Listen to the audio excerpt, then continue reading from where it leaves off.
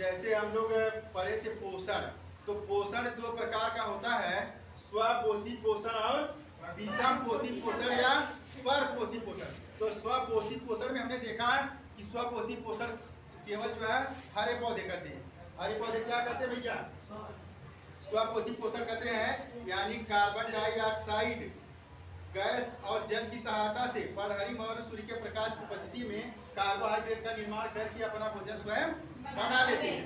तो वहां पे हमने देखा, लेकिन आज हम चर्चा करेंगे विषम पोषी पोषण। तो विषम पोषी पोषण करने वाले जीव जो है तीन प्रकार होते हैं। तो विषम पोषी पोषण क्या होता है? जो जीवधारी पोषण के लिए दूसरे जीवों पर निर्भर रहते हैं उसे विषम पोषी पोषण कहते हैं। तो इसमें जो है तीन कैटेगरी पाई जाती है, यानी तीन प्रकार होते हैं। नंबर एक है प्राण समभोजी पोषण, नंबर एक है प्राण समभोजी पोषण, नंबर दो है परजीवी पोषण, नंबर तीन है मृतजीवी पोषण। तो तीन प्रकार के होते हैं। अब सबसे पहले हम बात करेंगे प्राण समभोजी पोषण। तो प्राण समभोजी पोषण क्या होता है? प्राण समभोजी पोषण पोषण की वह विधि जिसमें जीवधारी ठोस अथवा तरल भोज्य पदार्थों को ग्रहण करता है, इसके बाद जो है उसका पाचन करता है। पाचन के फलस्वरूप जो वर्ज्य पदार्थ बनते हैं उसको बाहर निकाल देता है। यानी जैसे हम लोग जो खाते पीते हैं भैया, खाते पीते हैं तो उसका पाचन होता है ना? Yes sir. उसका पाचन जो है हमारी आहार नाल मतलब आंत में होता है। आहार नाल जो पाई जाती है उसमें होता है। तो जो वर्ज्य पदार्थ बनता है उसको बाहर निकाल दिया जाता है।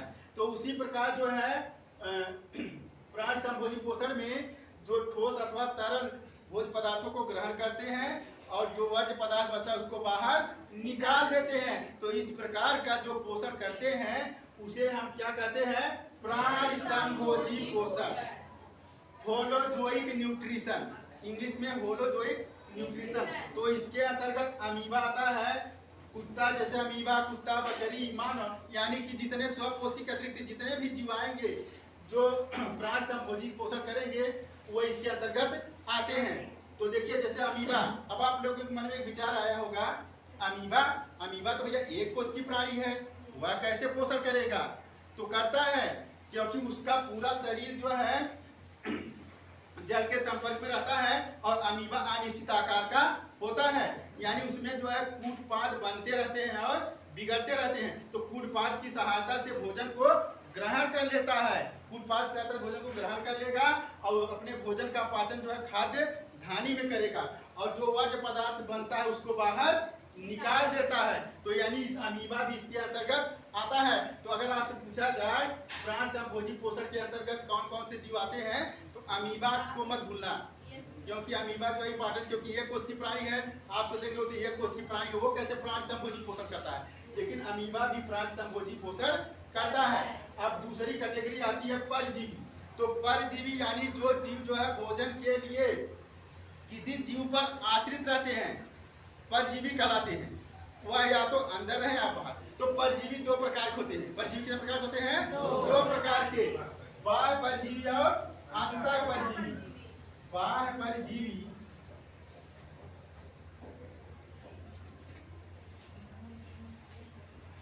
और अंतः परजीवी।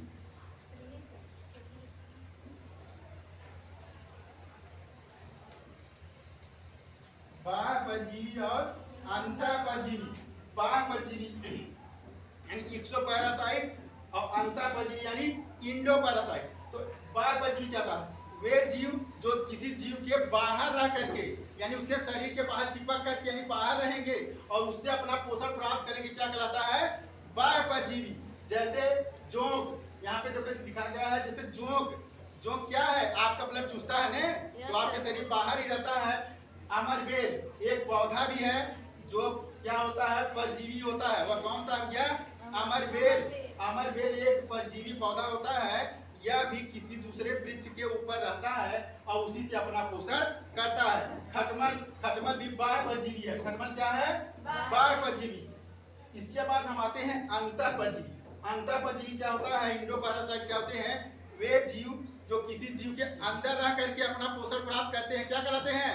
अंतः परजीवी। इसके अंतर्गत अंतर परजीवी के अंतर्गत जैसे फीता क्रीम हो गया, एस्केरिस हो गया, प्लाज्मोडियम हो गया, ये सब जीव जो है प्लाज्मोडियम के बारे में सुना है ने?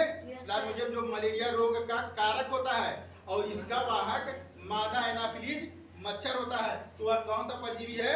अंतः परजीवी। तो इस प्रकार हमने देखा प्राण संभोजी पोषण, वे जो ठोस अथवा तरल भोजन को ग्रहण करते हैं और जो वर्ज्य पदार्थ बनता है उसको बाहर निकाल देते हैं।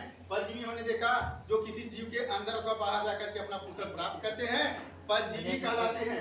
इसके बाद तीसरा आता है मृतजीवी। वे जीव जो मृतजीवी क्या होता है? वे जीव जो भोजन के लिए सड़े गले अथवा मृत कार्य पदार्थों पर निकलते हैं। यानी अगर मान लीजिए किसी जंतु का शरीर मृत हो गया, डेड हो गया, कोई प्लांट डेड हो गया, उसकी तना है, पत्ती है, तो उसको सड़ाते गलाते कि नहीं? उसे सड़ा गला के यानी जो मृत से अपना पोषण प्राप्त करते हैं क्या कहलाते हैं? मृतोपजीवी कहलाते हैं। यानी इस प्रकार का जो पोषण करते हैं वह मृतोपजीवी पोषण कहलाता है। सैप्रोजोइक जिसे कहते हैं।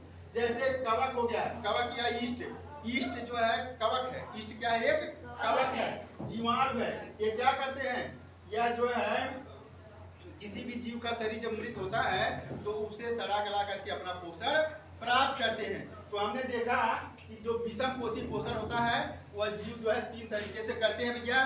पहला हमने देखा प्राण संभोजी पोषण, दूसरा है परजीवी पोषण और तीसरा है मृतोपजीवी या मृतजीवी पोषण। तो इन तीनों कैटेगरी में किसी को कोई दिक्कत है? No sir.